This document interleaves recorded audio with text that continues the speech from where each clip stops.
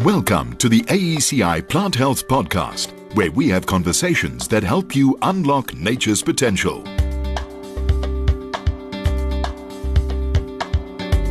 Hi, welcome to this AECI Plant Health Podcast. My name is Andre Celia. I'm the Marketing Manager at AECI Plant Health. Today we're talking about semiochemicals, a very interesting topic. We've got Reshma with us here.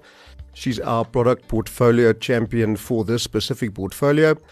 And worldwide, there's a growing dissatisfaction for the use of traditional agrochemicals, even though these are still obviously required by farmers throughout the world.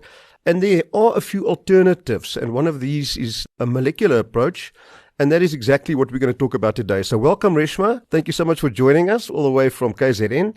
And I'm going to start by asking you the obvious question, what exactly are semiochemicals? Will you please give us a background, explain them to us? Thanks, Andre. Well, semiochemicals are rather fascinating. It's a fascinating topic. They are actually chemical molecules that are produced and used by insects to communicate. And these signals are usually emitted by one individual and usually to elicit a response in another individual. And that mediates a change in behaviors such as mating, oviposition, or even foraging for resources. That certainly sounds fascinating, just as you say. Next question I want to know is, what are the different kinds of semiochemicals involved in this insect communication that you speak of? Well, semiochemicals, it's a broad topic, as I mentioned, but it's divided into two groups. The first being your pheromones. And with your pheromones, they act within the same species, so your intraspecific interactions. And then you've got your allelochemicals, which act between different species, so it's your interspecific interactions. Now, with insect pheromones, I think we already know that, they prompt mating behavior. And these olfactory cues that are given off are highly species-specific. They are produced by the females to trigger what we call a social response in the male species. And that aim is to avoid competition and obviously increase the pest populations for mating. Now, allelochemicals, on the other hand, is divided into a few different signals. And those are allomones. And allomones are basically chemical countermeasures that can be used as a defense mechanism against potential predators, for instance. Now, the release of these chemical markers in these allomones are beneficial to the sender, but not the receiver. Then we've got another one called a cinnamone, which is a mutually beneficial signal. And this is obviously beneficial for both the producer and the receiver. And it's primarily responsible to attract pollinators. And most of us, I think, know about pheromones. It's a very commonly used allelochemical. And in most cases, causes a behavioral or a psychological response. And this benefits the recipient of the interspecific communication while being disadvantageous to the emitter or producer.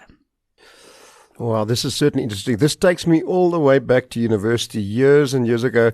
I remember the word pheromones, which I recall are basically hormones that are emitted outside the body, if I remember correctly. Is that right? Yes, that's correct. Unbelievable. The other thing that I noticed that you said was interesting is the cinnamones, which can be used to attract pollinators.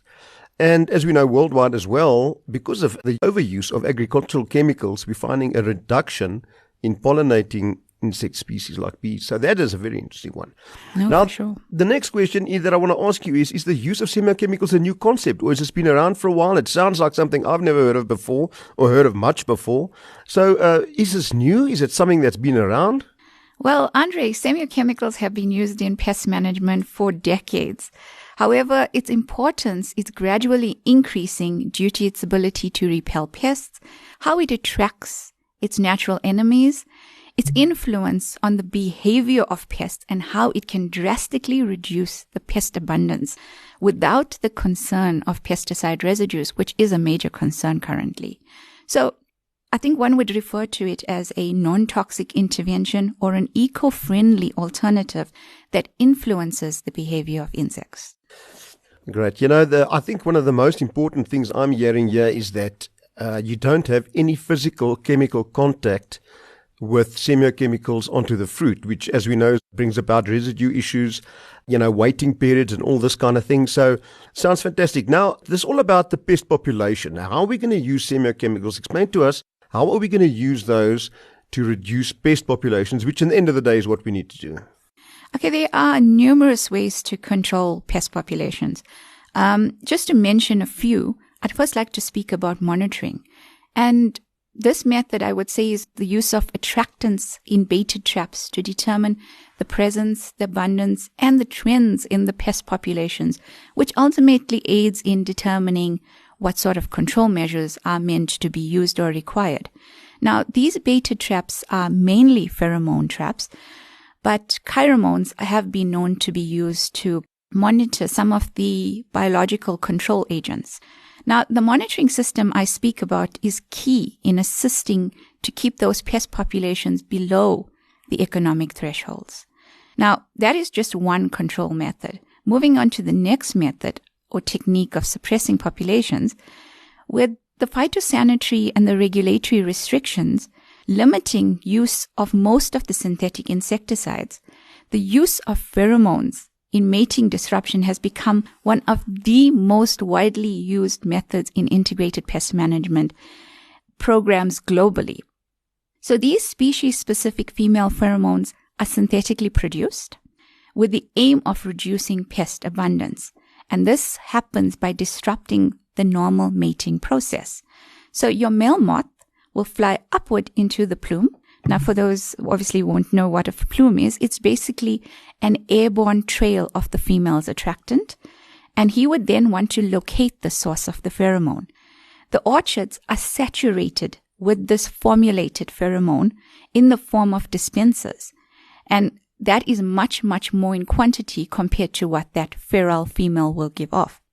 So basically, the idea is to create a localized high concentration area of pheromone.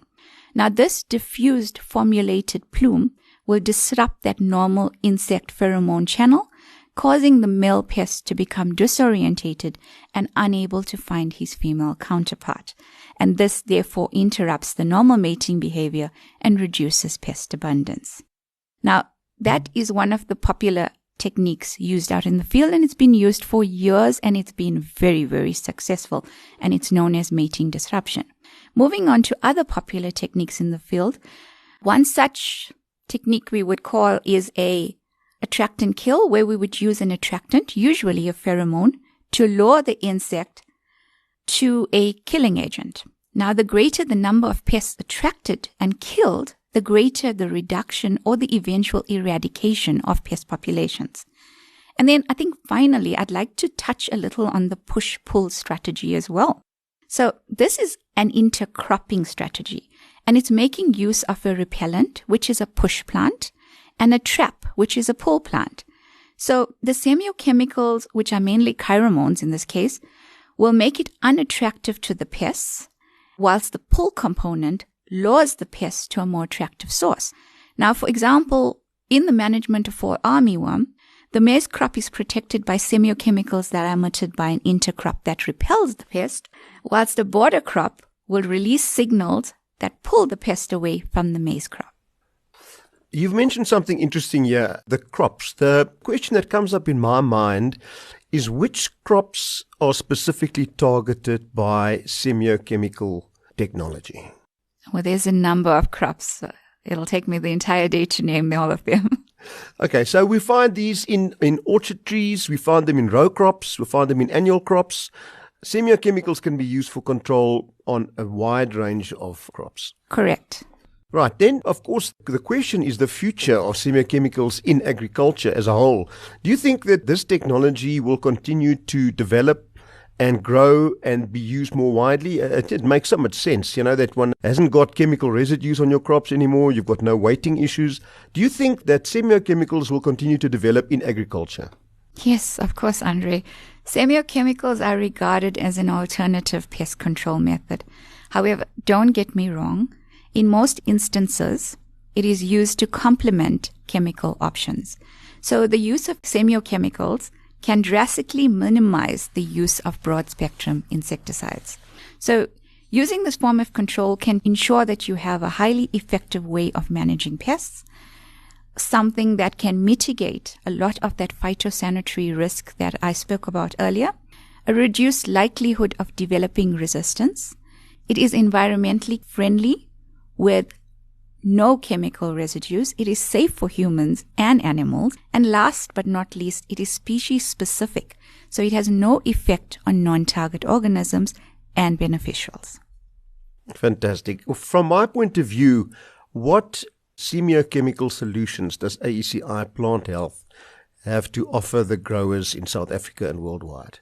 Well, we have technology that has been around for decades and has been very successful. And I mentioned it earlier in my talk, mating disruption.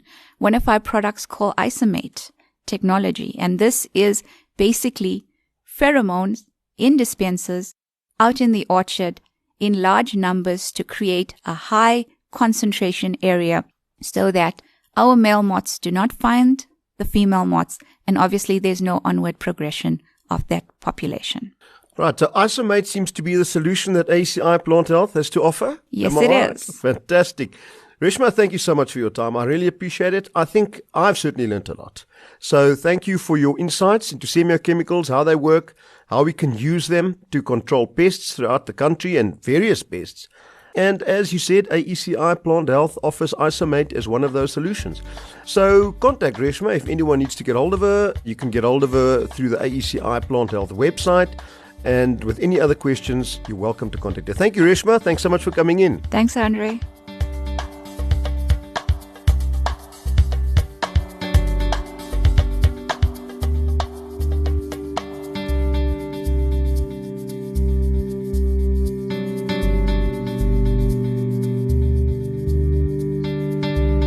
Another production from Solid Gold Podcasts.